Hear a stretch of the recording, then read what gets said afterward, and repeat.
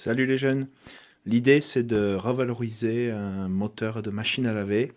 Donc dans ce cas c'était une machine Laden, mais en fait on retrouve ce type de moteur même sur les machines Whirlpool. Bon, la connectique, tout se passe par là. On regarde derrière. 4 fils. En partant de la gauche, un marron, noir, bleu, blanc. Et ensuite il y a 2 fils rouges. Donc on voit ils sont connectés au cul du moteur. Donc ça c'est l'option variateur de vitesse. Donc nous on va utiliser que les 4 premiers conducteurs. Donc comment ça marche le moteur? Pour faire simple, il est constitué de 2 charbons. Donc c'est l'élément ici et l'élément ici.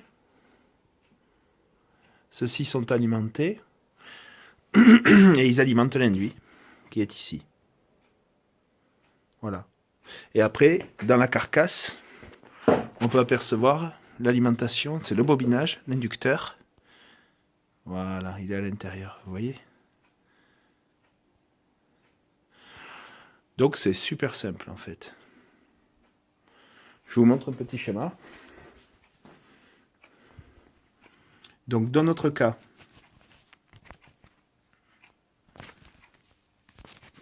c'est parti.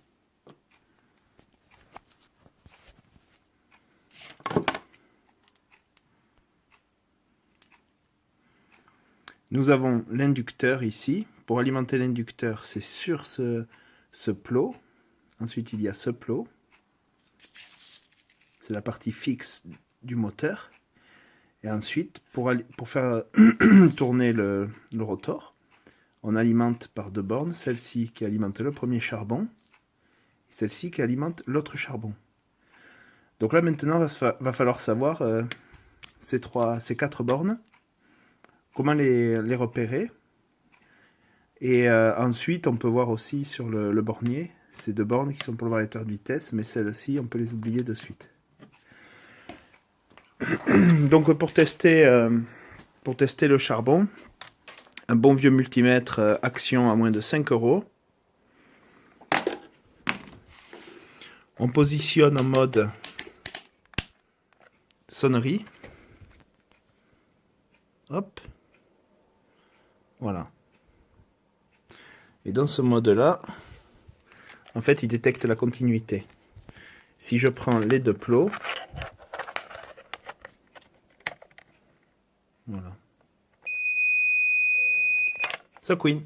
Donc là, on va détecter où se trouvent tout simplement nos charbons. La première étape, c'est ça. Donc on peut vérifier quand même que, voilà, un indice, c'est la couleur. Donc la couleur du premier charbon, le fil, il est blanc. Donc si on regarde derrière, on vérifie bien la continuité, mais pas que. Donc je me place sur le blanc là, et sur le charbon. Voilà.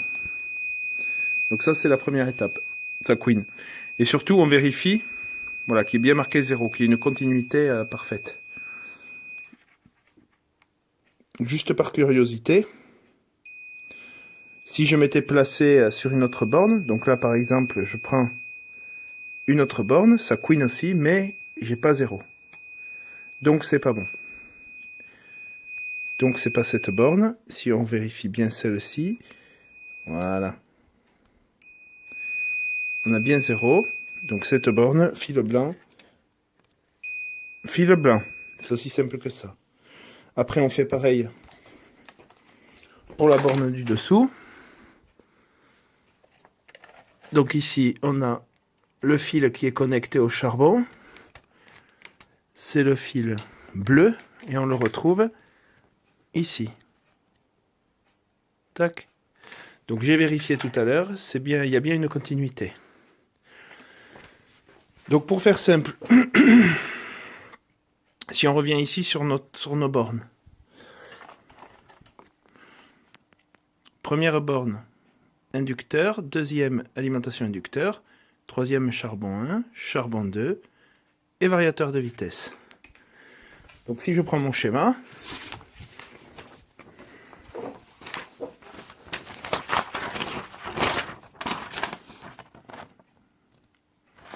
voilà, je retrouve exactement ça. Première borne, inducteur.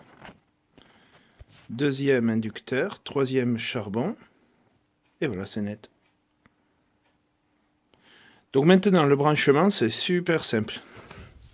Maintenant qu'on a bien détecté chaque position de fil, il faut que je retrouve mon stylo, premier. Hop, il est là. C'est très très simple. Il faut faire un pont. Donc là, moi, je vais choisir de faire un pont entre cette borne et celle-ci.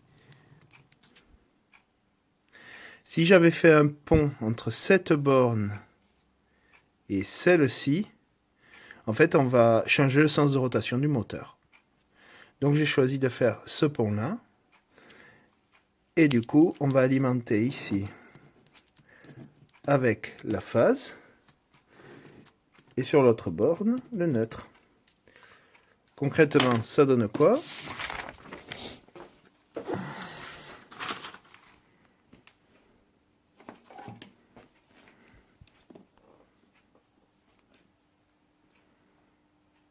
Ça donne ceci. Première borne, la phase.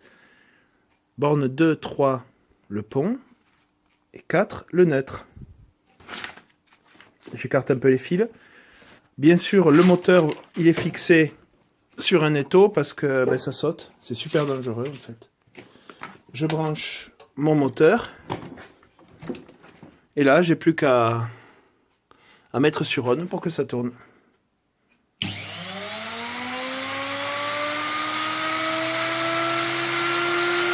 Et voilà, c'est parti. T'as plus qu'à récupérer la courroie, la poulie, et voilà, c'est tout. Et tu peux t'amuser et faire tourner ce que tu veux. Une dernière chose, on a touché au 220. Faut faire super gaffe parce que ben, l'électricité c'est très dangereux et il faut être au courant, tout simplement. Ciao, à la prochaine.